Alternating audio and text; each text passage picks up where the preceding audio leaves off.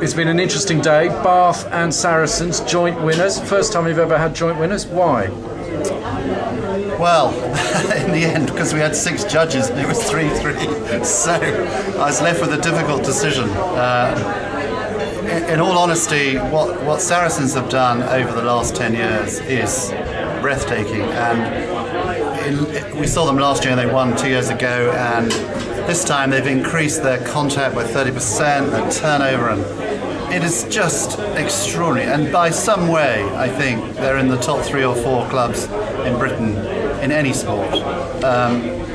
Bath, though, when we saw them last year and they were in the top 3, they were, you could see that they were a start-up company and they needed a bit more, structure. And now they've come and it's just phenomenal. And their increase is like 150%. But because they're a start-up, the jump is bigger. Whereas there's a little bit more sophistication and a bit more smartness about what Saracens are doing. But we both felt that, well, hang on, for Bath to come this far so quickly and for Saracens to jump again, they're slightly different criteria. And so it was 3-3 at the judging panel, and we just felt, why discriminate? And they both deserve it for different reasons. And Falcons were last year's winners, didn't quite make it this time. Any words of encouragement for them?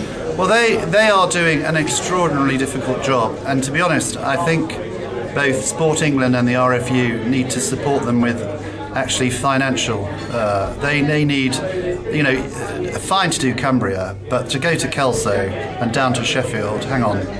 There's a lot of rugby clubs in between, and my feeling is that they need probably 5 staff full-time. They're doing wonders with what they have, but it's unreasonable in a football-mad city for, as I said, Sport England and the RFU not to chip in with the odd $500,000. I think, but what they've done again on a shoestring is sensational. And how you know football very well as a shareholder and fan of Charlton Athletic, how would you say the work you saw today compares to what's going on the football front? I thought for the first time that Saracens were as good as Charlton. And I don't say that with a lump in my throat. Charlton have set a very high bar. They've got over £1 million from their local authority, KCC. I know next year Saracens will come back with those sorts of checks. This is the third, we talk about a third way, or we talk about the voluntary sector growing up. Saracens have got there, and it's a high bar for the rest of the Premier League clubs to do. But if they haven't worked out what Saracens are doing, they need to spend a couple of days with them, because, boy, they do know how to find the money and then how to deliver the programmes, which is just as important. Dario, thank you very much.